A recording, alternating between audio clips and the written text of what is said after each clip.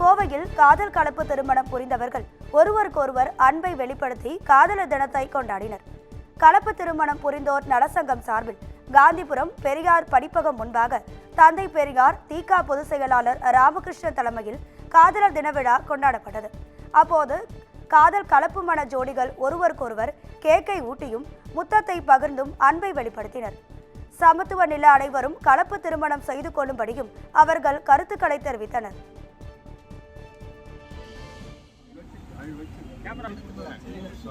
காதலிச்சு சாதி மறுப்பு திருமணம் தான் செஞ்சுக்கிட்டோம். ஆரம்பத்தில் எங்களுடைய காதலுக்கு எதிர்ப்பு இருந்தது. நாங்கள் பெற்றோருடைய எதிர்ப்பை மீறி தான் திருமணம் பண்ணிக்கிட்டு இன்றைக்கி நாங்கள் நல்லா இருக்கிறத பார்த்து எங்களுடைய பெற்றோர் எங்களை சேர்த்துக்கிட்டாங்க. காதலிக்கிறது காதல் உணர்வுகளுக்கு நம்ம மதிப்பளிக்கணும். ஏன்னு கேட்டால் ஒரு திருமணம் என்பது பெற்றோரோ சமுதாயமாக சேர்ந்து வைக்கிற முடிவல்ல. அது தனிநபர் சார்ந்த விருப்பம், தனிநபர் சார்ந்த உணர்வு. அந்த உணர்வுகளுக்கு மதிப்பளிக்கணும். இதைத்தான் பெரியாரும் அம்பேத்கரும் வலியுறுத்தினாங்க. சாதி மறுப்பு திருமணங்கள் வளரணும், மத மறுப்பு திருமணங்கள் வளரணும். திருமணம் என்பது நீங்கள் எல்லாம் செஞ்சு வைக்கிறதில்ல, அது தனிநபர் சார்ந்தது. அவங்களுடைய உரிமைகளுக்கும் உணர்வுகளுக்கும் மதிப்பளிங்கன்னு சொல்லியிருக்காங்க.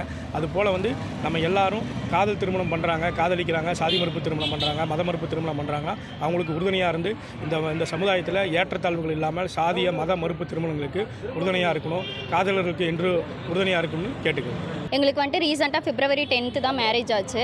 அண்ட் தென் இங்கே கலப்பு திருமணம் தான் நாங்கள் பண்ணியிருக்கோம். இங்கே எங்கள் அம்மா இவங்களோட அம்மா எல்லாருமே கலப்பு திருமணத்துக்கு ஒத்துக்கிட்டு நாங்கள் அரேஞ்ச் மேரேஜ் தான் பண்ணியிருக்கோம். ஸோ யாரும் கலப்பு திருமணம்னு அதை பெருசாக எடுத்துக்க வேணாம். இது ஒன்றுமே கிடையாது. 2 பேரும் பிடிச்சி 2 பேரும் லவ் பண்ணி 2 பேரும் நல்லா இருப்பாங்கன்னு நம்பி கல்யாணம் பண்ணி வைங்க. நாங்கள் இப்போ ஹாப்பியாக தான் எங்கள் லைஃப் ரன் பண்ணிருக்கோம். நாங்கள் 1 year லவ் பண்ணோம். September 17 பெரியார் பிறந்தநாள் அன்னைக்கு சுயமரியாதை திருமணம் பண்ணோம். இப்போ எங்கள் லைஃப் ஒரு பீஸ்ஃபுல்லாக போகுது. எனக்கு புக்ஸில் 10th 12th பெரியாரையும் அம்பேத்கரையும் அப்போ படித்தது தான். அவரோட கொள்கைகள்லாம் பெருசாக எனக்கு தெரியாது. இவர் தோழர், இவர் கூட இணைந்ததுக்கு அப்புறம் தான் எனக்கு பெரியார் பெண்களுக்காக எவ்வளோ சொல்லியிருக்கிறாரு. பெரியார் இல்லைன்னா இன்னைக்கு பெண்கள் இவ்வளோ தூரம் வெளியே படிச்சிருக்க முடியாது, எதுவுமே பெண்களுக்கு இருந்திருக்காது. அம்பேத்கரும் அப்படிதான் அப்படின்னு இவர் கூட சேர்ந்ததுக்கு அப்புறம் தான் தெரியும். இப்போ எங்கள் வாழ்க்கை ஃபுல் அண்ட் ஃபுல் பெரியாரையா அம்பேத்கர் கொள்கைகளை முன் வச்சு தான் எங்கள் வாழ்க்கை போயிட்டு இருக்கு. எங்கள் வாழ்க்கையில் எல்லாமே சமத்துவம் தான். நான் ஒரு வேலை செஞ்சேன்னா நீ ஒரு வேலை செய்யணும். எல்லாமே ஈக்குவலாக பகிர்ந்துக்குவோம். எங்களுக்குள்ள எந்த ஒரு பிரச்சனையும் இல்லாமல் சந்தோஷமாக வாழ்க்கை போயிட்டுருக்கு. எல்லாருமே காதல் செய்யுங்க. அதுவும் கலப்பு திருமணம் செஞ்சால் ஜாதியை முற்றிலும் நம்ம ஒழிக்கலாம். இளைஞர்கள் தான் ஜாதியை ஒழிக்க, ஜாதி களத்தில் இந்த ஜாதியை அழித்தொழிக்க நம்ம தான் முன் வரணும். எல்லாரும் காதல் திருமணம், அதுவும் கலப்பு திருமணமாக செய்யுங்க. தமிழகத்தில் கடந்த 40 நாட்களில் டெங்குவால் பாதிக்கப்பட்டவர்களின் எண்ணிக்கை 4000-ஐ நெருங்கி வருகிறது.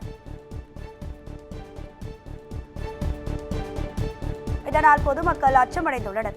கடந்த 2023ஆம் ஆண்டில் ஒட்டுமொத்தமாக 9121 பேர் டெங்குவால் பாதிக்கப்பட்டுள்ள நிலையில் தற்போது இந்த எண்ணிக்கை 3 மடங்காக அதிகரித்துள்ளது.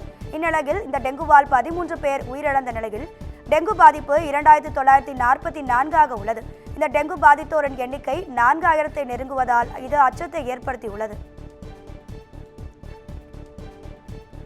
சேலம் மாவட்டம் ஆத்தூர் அருகே பள்ளி மாணவிக்கு பாலியல் தொந்தரவு அளித்த விவகாரத்தில் தலைமை ஆசிரியர் உட்பட 3 ஆசிரியர்களை போலீசார் கைது செய்தனர். ஆத்தூர் அருகே அரசு பள்ளியில் 7ஆம் வகுப்பு படித்து வரும் மாணவியை அதே பள்ளியில் 11ஆம் வகுப்பு படிக்கும் மாணவர்கள் 3 பேர் பாலியல் தொந்தரவு அளித்ததாக கூறப்படுகிறது. இதுகுறித்து பாதிக்கப்பட்ட மாணவியின் பெற்றோர் அளித்த புகாரின் பேரில் போலீசார் 3 மாணவர்களையும் போக்சோ சட்டத்தின் கீழ் கைது செய்து சேலம் கூர்நோக்கு இல்லத்தில் ஒப்படைத்தனர். இந்த நிலையில் பாலியல் தொந்தரவு குறித்து மாணவி புகார் அளித்தும் நடவடிக்கை எடுக்காததால் வகுப்பு ஆசிரியர்கள் மற்றும் தலைமை ஆசிரியர் என 3 ஆசிரியர்களை போலீசார் கைது செய்தனர். திருநெல்வேலியில் கல்லூரி மாணவியிடம் ஆபாசமாக பேசிய பேராசிரியர் போக்சோவில் கைது செய்யப்பட்டுள்ளார். பாளையங்கோட்டையில் உள்ள அரசு உதவி பெறும் கல்லூரியில் பயிலும் மாணவியிடம் மருதகுளத்தை சேர்ந்த வணிகவியல் பிரிவில் பணியாற்றும் தற்காலிக பேராசிரியர் பிரைட் என்பவர் இரவு நேரங்களில் தொலைபேசியில் அழைத்து ஆபாசமாக பேசி தொல்லை அளித்ததாக மாணவி பாளையங்கோட்டை அனைத்து மகளிர் காவல் நிலையத்தில் பெண் வன்கொடுமை புகார் அளித்துள்ளார். விசாரணை மேற்கொண்ட போலீசார் தற்காலிக பேராசிரியர் பிரைட்டை போக்சோ வழக்கில் கைது செய்து சிறையில் அடைத்தனர். திருப்பரங்குன்றம் பிரச்சினைக்காக பாரத் இந்து முன்னணி சென்னையில் பேரணி நடத்த அனுமதிக்க முடியாது என்று கூறி வழக்கை சென்னை உயர்நீதிமன்றம் தள்ளுபடி செய்துள்ளது. திருப்பரங்குன்றம் மலையை காக்க வலியுறுத்தி பிப்ரவரி 18ஆம் தேதி சென்னை ஏகாம்பரேஸ்வரர் கோவிலில் இருந்து கந்தக்கோட்டம் முருகன் கோவில் வரை வேல் பேரணி நடத்த காவல்துறை அனுமதிக்க கோரிய மனு உயர்நீதிமன்ற நீதிபதி இளந்திரையன் முன்பு விசாரணைக்கு வந்தது.